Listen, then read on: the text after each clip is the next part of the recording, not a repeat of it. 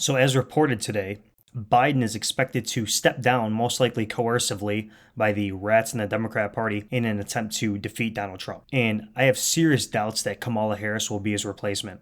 She's even more unpopular than he is. So, I put together a short list of my top 5 replacements for the vegetable in the Oval Office. Enjoy. Number 1, Gavin Newsom, governor of California. This is my number 1 choice.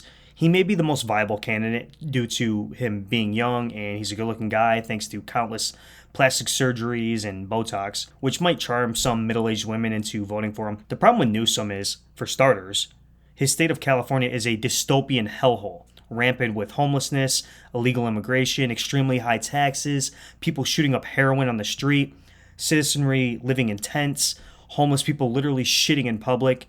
I mean, native Californians are leaving that state in droves for places like Texas and Florida. Also, hypothetical polls have Trump annihilating Newsom in the general election, but that could change after a debate between the two of them. Number 2, Michelle Big Mike Obama. As a Trump supporter myself, this would be a wet dream. I mean that politically, not in a Big Mike kind of way. Now, we already know that she would enjoy 24/7 dick writing from the mainstream media, pun intended. But don't be fooled, Michelle Obama is not popular.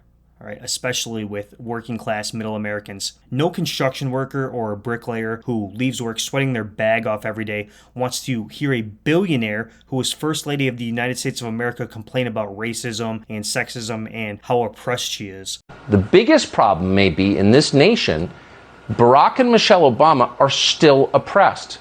Yeah, even in Martha's Vineyard. On CBS this morning, Michelle Obama explained that she's just sick and tired of being sick and tired. Many of us still live in fear as we go to the grocery store or worry about walking our dogs or allowing our children to get a license. I mean, just imagine, maybe somebody sees the back of their head and makes an assumption. I, like so many parents of black kids, have to, that the innocent act of getting a license puts fear in our hearts. Once everyday Americans start to actually hear her speak, they will realize just how absolutely annoying and unlikable she is. Nevertheless, she does fit the boxes of the Democrat Party in identity politics, so I wouldn't count her out. Number 3, Gretchen Whitmer, governor of my state of Michigan, or as we call her here, Stretchin' Gretchen, which I'll explain on screen. She could be a viable candidate because she's a woman and she's a governor of a crucial swing state. I live in Macomb County, I work in Detroit, and I've never seen so much zeal for Donald Trump. Flags, yard signs. Biden is absolutely hated here. Polls have Trump beating Biden anywhere from 5 to 10 points, a state where Biden allegedly won in 2020. If Stretchin' Gretchen hits the big stage, she will have to answer for her draconian and unconstitutional COVID measures, also for the nursing home scandal, locking the elderly in nursing homes, which resulted in countless deaths, and you weren't even allowed to go see grandma on her deathbed or you could be thrown in jail. No one was even allowed to have a bonfire or have their boat in the water except for literally her husband.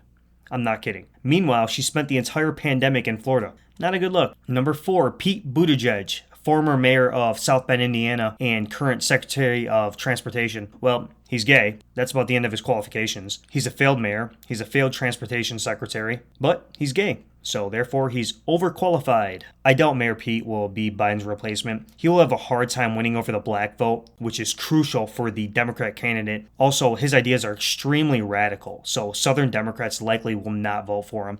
This guy literally married another man in a Catholic church, which is so disgusting and so blasphemous.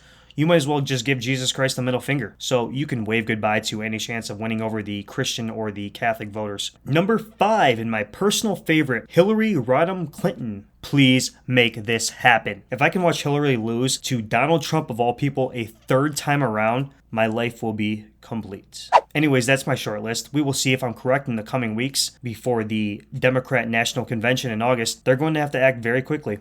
So get the popcorn ready. Thanks for listening.